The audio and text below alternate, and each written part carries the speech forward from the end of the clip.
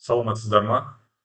Бүгінгі видео сабақта ашық ғарыш түсірім платформалары және олардан ғарыш түсірімдерді жүктеу, Glovis және Sentinel Hub IO браузерден ғарыш түсірімдерді жүктеуді қарастырамыз. Алдымен қолжетімді ғарыш түсірім платформаларына тоқталып кетейік. Жалпы ғарыш түсірім платформаларының ішінде ғарыш түсірімдерді жүктейтін және екінші ғарыш түсірімдерді тікелей онлайн өңдеуге болатын платформалар бар. Енді ғарыш түсірімдерді жүктеуге болатын тегін ашық қолжетімді платформалар бұл USGS және Glovis, Sentinel Hub, Copernicus браузер сияқты платформалардан біз өзімізге қажетті ғарыш түсірімдерді жүктеуге болады. Ал ғарыш түсірімдерді онлайн жүктемей сол платформада жұмыс жасауға болатын және оны арналар комбинациясына қоя отырып әртүрлі зерттеу нысандарының бойынша өңдеуге болатын бағдарламалар, платформалар бар. Олар Google Жер, Google Жер Engine, жаңа айтып кеткендей Copernicus браузер, Sentinel Hub деген сияқты платформаларда біз тікелей онлайн ғарыш түсірімдерді өңдеуге болады. Енді біз тақырыбымыз бойынша Glovis веб қосымшасынан ғарыш түсірімдерді қалай жүктейміз, соны қазір түсіндіретін боламын. Ең алдымен бұл Glovis бағдарламасы USGS мұрағатындағы аэрофото түсірімдер, спутниктік деректер және оларды іздеу, жүктеуге мүмкіндік беретін бұл веб қосымша. Бұл веб қосымшаға ең алдымен кіргеннен кейін міндетті түрде тіркелуіміз қажет. Егер де біз бұл бағдарламаға тіркелмейтін болсақ, біз өзімізге қажетті зерттеу нысанымызды бойынша ғарыш түсірімдерді жүктей алмаймыз. Бұл Glovis бағдарламасына тіркелген кезде бірден бізге ғарыш түсірімдерді жүктеуге доступ бермеуі мүмкін. Яғни оның өзінің талаптары бар. Тіркелген кезде ат жөнімізді, мекен-жай адрестерімізді, кіруге қажетті логин парольдерімізді енгізіп, почтамызды көрсеткеннен кейін біздің почтамызға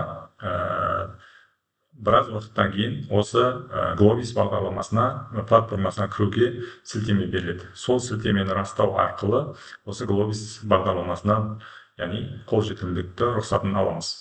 Содан кейін барып, біз тіркелгеннен кейін барып, кез келген ғарыш түсірімдерді жүктеуімізге болады. Glovis негізінен бұл Landsat түсірімдерін жүктеуге мүмкіндік береді. Мен қазір сіздерге практикалық түрде көрсететін боламын. Ол үшін өздеріңіздің интернет браузерлеріңізге Glovis деп іздейтін болсаңыздар, Glovis туралы ақпараттар шығады.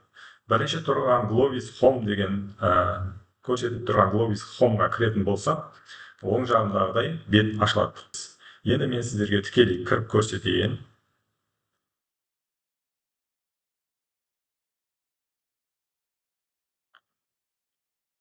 Міне, ең алғашқы беті осылай ашылады.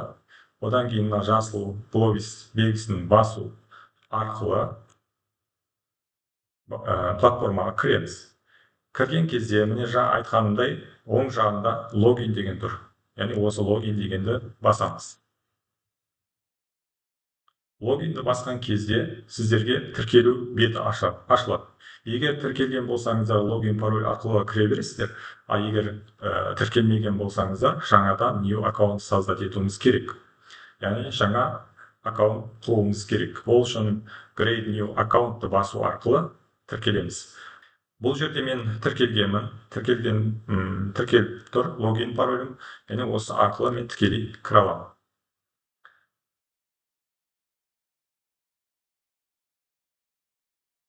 Міне, кірдім. Glovis платформасына тіркелгеннен кейін бізге осындай Glovis парақшасы беті ашылады. Ат жөндеріңіз көрсетіліп тұру керек оң жағында. Одан кейін біз зерттеу аймағымызға мышканы жылжыту арқылы картаны қосаймыз. Кез келген аймаққа картаны мышка арқылы жылжыту арқылы апаруымызға болады. Апарғаннан кейін біз қажетті ғарыш түсірімдерді жүктеу керекпіз. Ол үшін біз бірінші қосу белгісін басу арқылы Landsat 8.9-ды белгілейміз. Бізде Landsat 8.9 ғана түсірімдері ғана бізге көрсетіледі.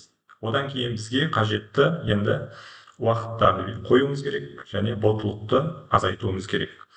Ол үшін метадата фильтрсқа кіреміз. Үшінші тұрған қосу белгісін басамыз. Осы жерден дата күнді белгілейміз. Мына жерден күн шықты. Осыдан біз күндерді таңдаймыз. Міне уақыт аралығы түсті. Енді бұлттылықты cloud cover. Мына жерде 100 деп тұр бізде бұлттылық. Соны біз 20-ға дейін азайтамыз. Бұлттылық түсті. Күн аралығы және бұлттылықты 20-ға шейін азайды. Енді бізде ғарыш түсірілімдер уже іріктеліп жатыр. Енді оны көшіру үшін бірінші тұрған 1.12 гигабайттық ғарыш түсірілімді жүктеуіміз керек. Ол үшін мына жердегі ссылка белгісін басатын болса, көшірілу жүреді. Міне бізде көшіріліп жүріп жатыр.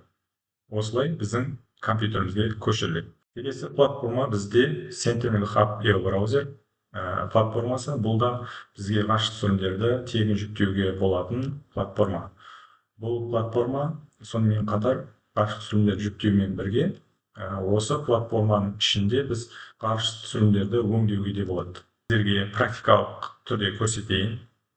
Өздеріңіздің интернет браузерлеріңізге Copernicus браузер деп жазасыздар. Іздеуді басқан кезде осындай ақпараттар шығады. Бірінші тұрған Copernicus браузерге кіресіздер. Кіргеннен кейін оң жақтағыдай бет ашылады. Мен сіздерге қазір практикалық түрде көрсетемін. Міне Copernicus браузер кірген кезде осындай бет ашылады. Яғни логин басамыз. Енді мен бұл бағдарламаға тіркеліп қойғам, сіздер жаңадан тіркелесіздер. Тіркелген кезде де болғанда логин парольдеріңізді, ақпараттарыңызды енгізе отырып тіркелесіздер. Болған Google аккаунт арқылы да тіркелуге болады. Мен мына жерде Google аккаунт арқылы тіркелгенмін. Google аккаунтым арқылы мен кірдім. Міне ашылды. Бұдан да өзімізге қажетті аймақтың ғарыш түсірілімдерін жүктеуге болады. Бұдан Sentinel 2 спутнигінің түсірілімдерін жүктеуге болады.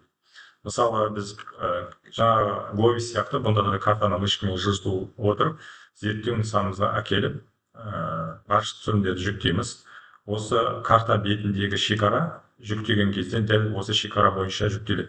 Сондықтан өзімізге қажетті шекараны нақты осы картаның бетіне келтіруіміз керек.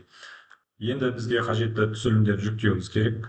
Ол үшін бұлттылықты азайтамыз. Мына жерде бізде 30 болған кезде шамалы бұлттар көрініп қалады. Ал бұлттар бұл біз ғарыш түсірілімдерді өңдеген кезде бұл басқа ақпарат беруі мүмкін. Сондықтан бұлттылықты біз 20-ға дейін азайтамыз. Азайттық. Одан кейін күнді таңдаймыз. Мысалы, май айының 22-сі деген сияқты. Міне май айының 22-сі күні бұлттылық жоқ десек те болады. Осы таза ғарыш түсірілімді біз жүктеп алуымыз керек. Міне оң жағында сурет және астында стрелка көрсеткен жүктеу белгісі бар. Осыны мышканы бір басамыз. Басқаннан кейін бұл жерде картинка түрінде жүктеуге болады. Егер де картинка түрінде жүктесек, бұл осы картинкада көрініп тұрғандай тек сурет түрінде жүктеледі. Ал суретті біз ғарыш түсірілімдерді өңдейтін бағдарламаларда өңдей алмаймыз.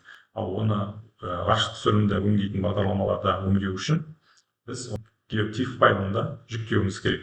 Ол үшін аналитикалық бөліміне өтеміз. Осы жерден JPEG деп тұрған қасында ссылканы басамыз. Астынан біз TIFF файлды белгілейміз. 32 бит TIFF файлды белгілейміз. Одан кейін HIGH-ды белгілейміз. Одан кейін біз банктерді, арналарды белгілейміз. Мына жерден табиғи түстен белгішені алып тастаймыз да біз арналардың барлығын белгі қойып белгілеп шығамыз.